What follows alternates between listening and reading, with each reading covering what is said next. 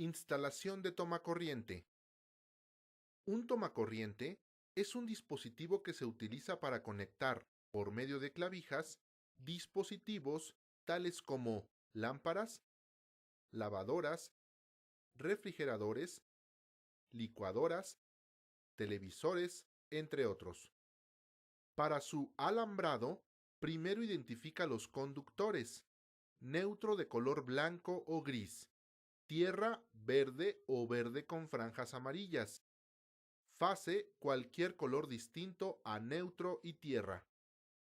Siempre verifica que correspondan utilizando un detector de fase o bien utilizando un multímetro en voltaje de corriente alterna. Coloca las puntas en el conductor de fase y neutro. La lectura debe ser 127 volts más menos 10%. Para identificar la fase, conecta la punta negra a cualquier superficie metálica y la roja en cada conductor. El que nos dé un voltaje superior, ese será la fase. Si no se cuenta con códigos de colores, puedes señalar la fase marcando con una muesca. La puedes realizar con las pinzas, con cuidado de no fracturar el conductor. Ahora sí, para conectar, quita la alimentación del circuito. En todo trabajo debes asegurarte que no existe voltaje. Si se observan las puntas de cable deterioradas, será necesario el corte y pelado del cable. Procura no desperdiciar material, así como evitar fracturar los hilos. Con las pinzas se debe dar acabado al cable enrollando con cuidado. Este es el tomacorriente. En algunos, el cable se coloca alrededor del tornillo.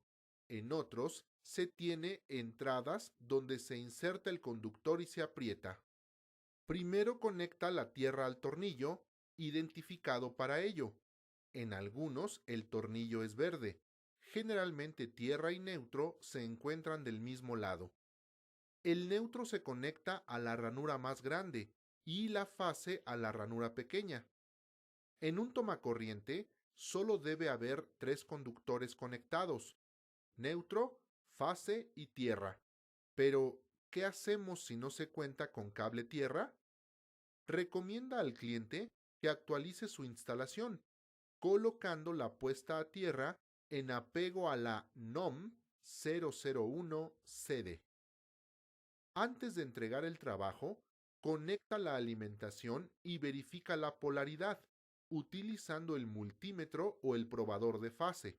Para colocarlo de nuevo en la chalupa, desconecta la alimentación, encinta el tomacorriente para evitar que las partes metálicas, particularmente la fase, hagan contacto con la chalupa.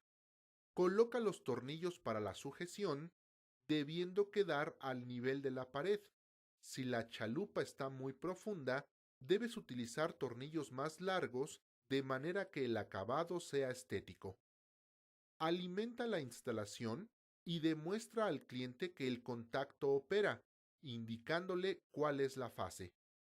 Estos contactos deben ser para una capacidad nominal no menor de 15 amperes para 127 volts y no menor de 10 amperes para 250 volts. Por seguridad de la instalación y de los que habitan en el sitio, la NOM 001 prohíbe el uso de multicontactos. Asimismo, no deben sobrecargarse los tomacorrientes o contactos.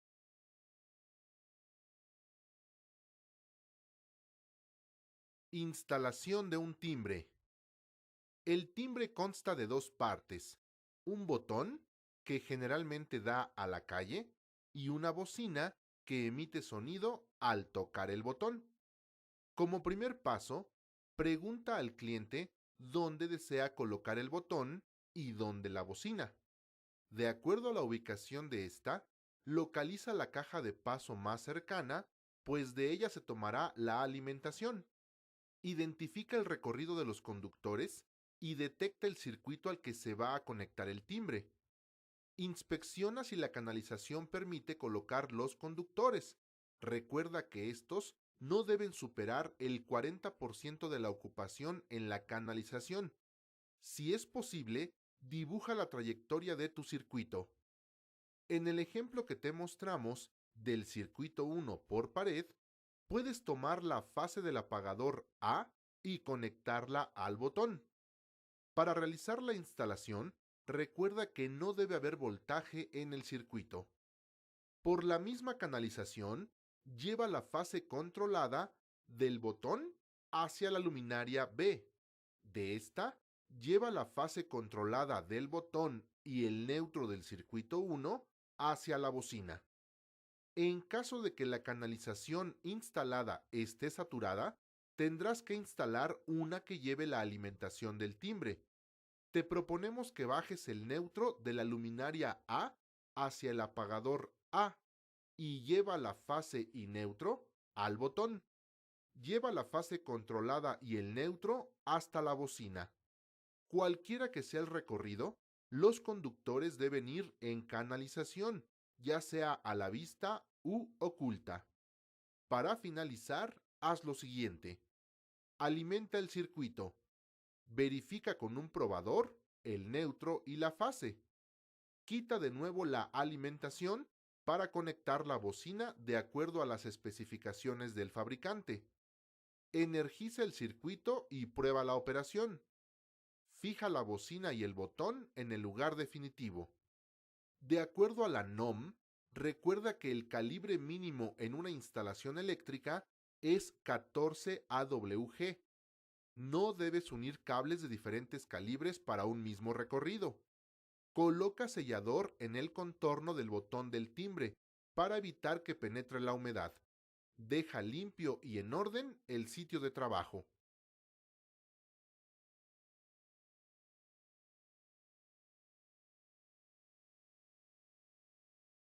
Instalación de apagador de 3 vías.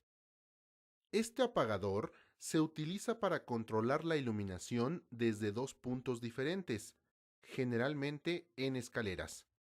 Para ello, se requieren dos cajas de conexión tipo chalupa o rectangulares, una cuadrada y el ducto para el tendido del cableado. Visto desde el plano eléctrico, tenemos los apagadores de 3 vías, la posición del alumbrado y los recorridos de la alimentación. Antes de realizar la instalación del circuito, desconecta la alimentación eléctrica. Una vez tendido el cable neutro y fase, se colocan puentes comunes. No importa que se crucen, ya que la operación es igual. ¿Cómo funciona? Si el circuito eléctrico está cerrado a través de los dos interruptores, la lámpara estará encendida. Si accionamos un interruptor, la lámpara se apaga. Si accionamos el otro, se enciende, porque se cierra el circuito para la circulación de corriente eléctrica. Alambrando físicamente, tendremos el neutro, la entrada de la fase, el primer puente, el segundo y la conexión de la fase controlada. Adicionalmente, todas las partes metálicas de la instalación deben estar aterrizadas. En el primer ducto pasarán 3 conductores, fase, neutro y tierra. En el ducto 2 tendremos 4 conductores, fase, 2 puentes y tierra. Y en el ducto 3, 4 conductores, fase controlada o retorno, 2 puentes y tierra. El plano eléctrico debe especificar el número de conductores y su función, ya sea fase, neutro, puente o tierra. Generalmente, estos apagadores soportan hasta 10 amperes. Se debe tener especial cuidado en el número y tipo de lámparas que serán controladas para no exceder el valor nominal del apagador. Recuerda, antes de realizar la instalación, desconecta la alimentación eléctrica.